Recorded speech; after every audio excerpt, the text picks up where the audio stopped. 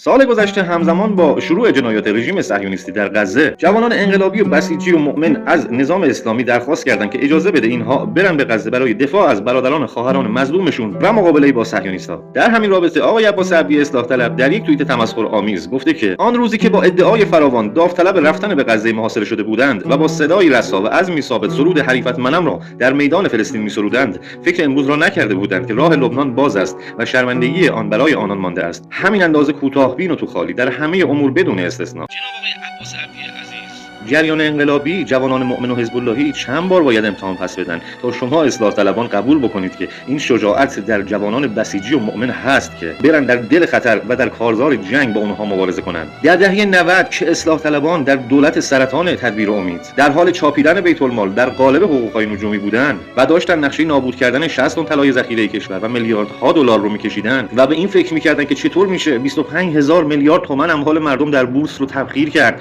تا ایجاد نارضایتی در مردم کرد و در حال بررسی نقشه شوم اجرای فتنه بنزینی در کشور بودن. این جوانان انقلابی مؤمن و حزب اللهی بودند که همراه با فرماندهشون حاج قاسم رفتن به عراق و سوریه، زدن به دل خطر و آدمخواران داعشی رو نابود کردند. جناب آقای عباس عبدی، چرا ما وقتی شجره‌نامه و تاریخ اصلاح طلبی رو بررسی می‌کنیم می‌بینیم که جریان غربگرای اصلاحات در ایران حتی یک شهید هم تقدیم انقلاب نکرده؟ مبارزه با دشمن در عراق و سوریه و لبنان و فلسطین پیشکش. چرا هر وقت ما نگاه به تاریخ انقلاب می‌کنیم ریشه که تمام فتنه‌هایی که اتفاق افتاد به اصلاح طلبان برمیگرده؟ رژیم شاه رو همین جوانان مؤمن و انقلابی و بسیجی و حزب اللهی زدن کنار. دفاع مقدس رو همین جوانان حزب اللهی و بسیجی و انقلابی چرخوندن. فتنه‌های داخل کشور که اصلاح طلب‌ها به وجود آورده بودن رو همین جوانان انقلابی و بسیجی و حزب اللهی در نطفه خفه کردن. گروهک داعش رو همین جوانان حزب اللهی و بسیجی و انقلابی از بین بردن. و اگر نظام اسلامی صلاح بدونه و این اجازه رو بده، قطعاً بخش زیادی از جامعه انقلابی مذهبی و بسیجی کشور اعزام خواهند شد به سوریه و لبنان و فلسطین برای مبارزه با آمریکا و صهیونیست‌ها. ولی خیال اصلاح طلب‌ها رو هم راحت کنم که بخش دیگری از جامعه جوانان انقلابی مذهبی و بسیجی در کشور خواهند موند برای مقابله و در نطفه خفه کردن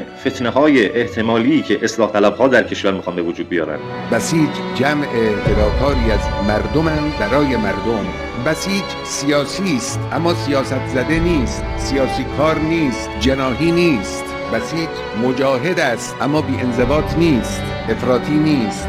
بسیج عمیقاً متدین و متعبد است اما متحجر نیست، خرافی نیست.